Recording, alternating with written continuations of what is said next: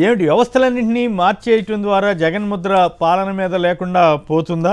తాజాగా అసైన్డ్ భూములకు సంబంధించి గత ప్రభుత్వం అంటే జగన్ గారి ప్రభుత్వం 20 ఏళ్ళు దాటిన అసైన్డ్ భూములకి రైతులకు సంపూర్ణ హక్కులు ఇచ్చేస్తే ఇప్పుడు దాని మీద కూడా వీళ్ళు లొల్లి చేయటంలో ఉద్దేశం ఏమిటి? ఈ వ్యవహారాల మీద మీ కామెంట్ చెప్పండి. ముందుగా ఇందాక జగన్మోహన్ రెడ్డి గారి కామెంట్ మీద, అబద్ధాల మీద నేను ఆ విషయంలో వారితో పూర్తిగా డిఫర్ అవుతున్నానండి. ఎందుకంటే ప్రపంచ రాజకీయ ముఖ చిత్రం అనేటువంటిది పూర్తిగా మారిపోయింది. ఆయన చెప్పేటువంటి గాంధేయన్ ఫిలాసఫీలు ఇవన్నీ కూడా ఈ గాంధీ దేశంలో బ్రాందీలు మంచి నికార్సైన మందిస్తాను తమ్ముళ్ళు అని అంటే ఈ గాంధీ దేశంలో జల జల ఓట్లు రాలుతున్న నేపథ్యం ఇది ఒక్కటే ఎగ్జాంపుల్ చాలు. ప్రపంచవ్యాప్తంగా ఏంటంటే రకరకాల పొలిటికల్ ఫిలాసఫర్స్, సోషల్ ఫిలాసఫర్స్ ఉన్నారు. Aristotle, Russo, Thomas Hobbs, marks, Engels, Mahatma Gandhi, ఇటువంటి వాళ్ళంతా. అయితే ఇవన్నీ కూడా తదనంతర కాలంలో ఇప్పుడు ప్రజెంట్ నడుస్తుంది ఏంటంటే మ్యాకివెల్లీ రాజకీయమే ఇప్పుడు నడుస్తున్న పరిస్థితి అండి. మ్యాకివెల్లీ రాజకీయాన్ని పూర్తిగా అవపోసన పట్టి దానికి 10 ఇంకా తనదైన శైలి జోడించినటువంటి రాజకీయవేత్త ఎవరు అంటే చంద్రబాబు నాయుడు గారు అని చెప్పాలి. సో వారి మొత్తం వారి ప్రస్థానం అంతా కూడా ఏంటంటే మ్యాకివెల్లీ ఏం చెప్తాడంటే ప్రజా ప్రయోజనాల కోసం ప్రభువులు అబద్ధం ఆడచ్చు, ప్రజా ప్రయోజనాల కోసం ప్రభువులు నేరాలు చేయొచ్చు, విస్తృత ప్రజా ప్రయోజనాల కోసం వాళ్ళు ఏదైనా ఇలా చెప్తుంటాడు ఆయన.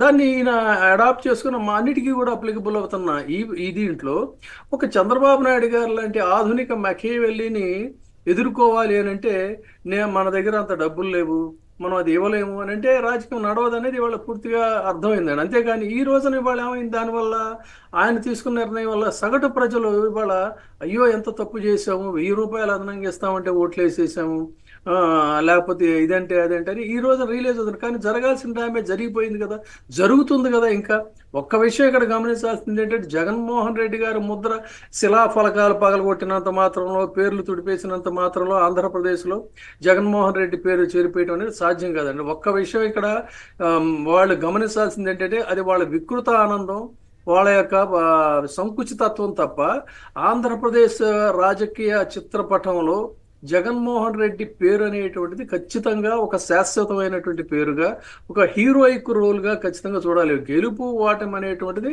ఇప్పుడు మనం చెప్పుకున్న రకరకాల కారణాలు అయితే ఉన్నాయి. కానీ తనకు తానుగా తోడై ఏది ఆ రోజున ఫాదర్ చనిపోతే ఎవరూ లేని పరిస్థితుల్లో కూడగట్టుకొని అన్నీ చేస్తే జాతీయ పార్టీ అధికారంలో ఉన్న జాతీయ పార్టీని ఢీ అంటే ఢీ కొట్టి జైలు ఊసలు కూడా తనకు పెద్ద సమస్య కాదు, జైలు ఊసలు నాకు లెక్క కాదు, నేను నమ్మిన దాంట్లో రాజీ పడని చెప్పిన రాజీ పడకుండా అంత పెద్ద సిల్వర్ స్పూన్తో పుట్టినటువంటి నేత, అన్ని రకాల వైభవాలు అనుభవించాల్సినటువంటి వ్యక్తి తన మాట కోసం, తన సగటు ప్రజలకు ఇచ్చిన మాట కోసం రాజీ పడకుండా జైల్లో నుంచి వచ్చాడు. జైల్లో కూడా ఏంటంటే ఈ సమాజాన్ని పూర్తిగా అర్థం చేసుకొని మొత్తం జనసాగరాల్లో ఆయన నడిచి ఆ స్వేదధూళిలో స్నానం చేసి వాళ్ళ హక్కును చేర్చుకుని మనం చూసామండి. మీరు మొన్న కూడా రీసెంట్గా అంటే అనకూడదు కానీ ఒక లెపర్సీ వీళ్ళను కూడా దగ్గర హక్కును చేర్చుకొని ముద్దు పెట్టగలిగినటువంటి ఒక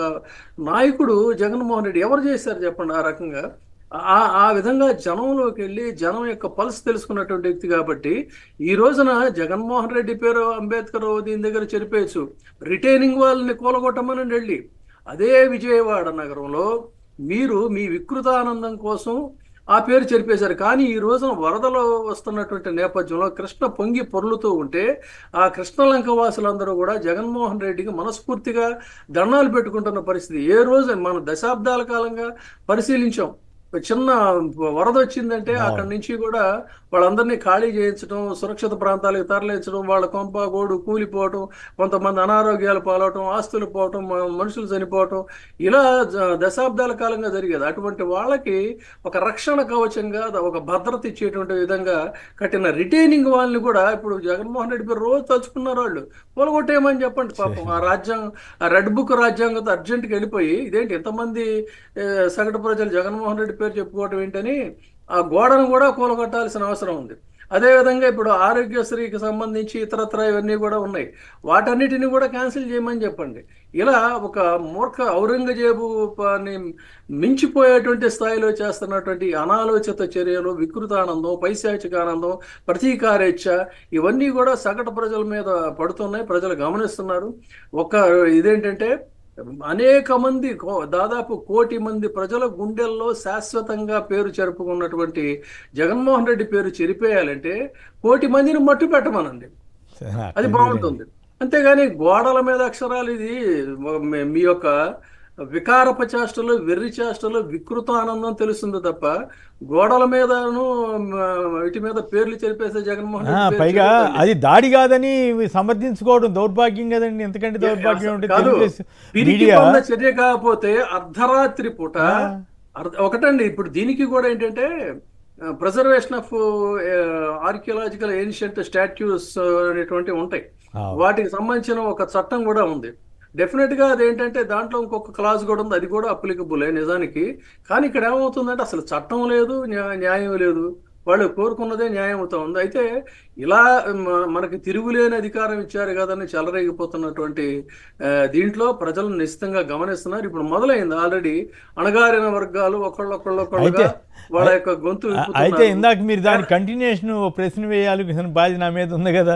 ఇప్పుడు ఇందుకు జగన్ గారు అబద్ధాలు నేర్చుకుని అబద్ధాలు చెప్పమంటారా మీరు? మీ ఉద్దేశం అంటే కానీ అది పద్ధతి కాదు కదా.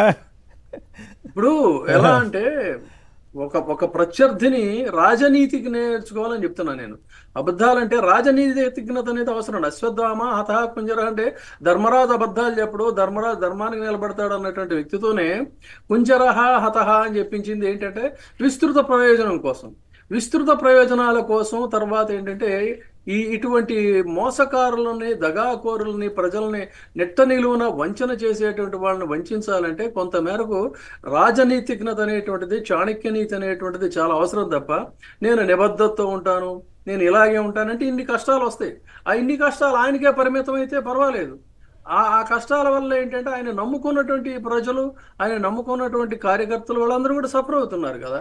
సో ఇది కూడా దీనివల్ల కూడా నేనేమనుకున్నానంటే it is lesson for him because he is youngster. ఆయన ఒక పారిశ్రాన్నే చూశాడు రాజకీయంలో. అంటే ఏమని ప్రజాసేవతోనే ప్రజలను ఆకట్టుకోవచ్చు, ప్రజలకు నిరంతరంగా మనం కమిటెడ్గా ఉండి ప్రజాహిత కార్యక్రమాలు, సంక్షేమ కార్యక్రమాలు చేస్తే ఓట్లు వేస్తారని అనుకున్నారు. కానీ దానికి తోడు ఏంటంటే లేపనం పూతలాగా ఒక మంచి మాటలు, లేకపోతే కొన్నేమో చేస్తానని చెప్పేటువంటి మాటలు, ఇలాంటివి కూడా ఒక హితం కోరేటువంటి ప్రజానాయకుడు ఒకటి రెండు అబద్ధాలు ఆడినా పర్వాలేదండి. కానీ అడ్డగోలుగా అబద్ధాలు ఆడేటువంటి వాళ్ళు అనేక అబద్ధాలు ఆడుతున్నప్పుడు నేను ఒక్క అబద్ధం కూడా మనకి సాధ్యం కాదంటే కుదరదు. దానివల్ల వచ్చినటువంటి ఇబ్బంది. కాబట్టి శాశ్వతంగా ఆంధ్రప్రదేశ్ రాజకీయ చరిత్రలో జగన్మోహన్ రెడ్డి పేరు శాశ్వతం. దీన్ని ఎవరు చెరిపేది కాదు, అది చెరిగేది కాదు. అందుకని వాళ్ళు ఈ వాస్తవాన్ని కూడా చాలా స్వల్ప వ్యవధిలోనే తెలుసుకుంటారు. చేసిన ప్రతి పనికి కూడా భారీ మూల్యం చెల్లించక తప్పదు. రేపు పొద్దున మొదటిసారిగా ఇప్పుడు అక్కడ ఉత్తరాంధ్రలో ఒక తొలి దెబ్బ అనేటువంటిది వాళ్ళు తగులుతుంది. ఎన్ని వంచనలు చేసినా ఏం చేసినా కూడా కాబట్టి సరిగ్గా సరైనటువంటి దిశలో ఇవాళ మళ్ళీ అంటే పునరుత్తేజంతో వెళ్తున్నటువంటి పార్టీ వైఎస్ఆర్సీపీ పార్టీ. కాబట్టి చాలా స్వల్ప వ్యవధిలో వాళ్ళు ప్రతి దానికి కూడా లెక్క కట్టి బదులు తీర్చుకునేటువంటి సమయం ఆసనమైంది. అందుకని ఇక ఈ రెడ్ బుక్ రాజ్యాంగం అనేది ఎక్కువ కాలం సాగదు.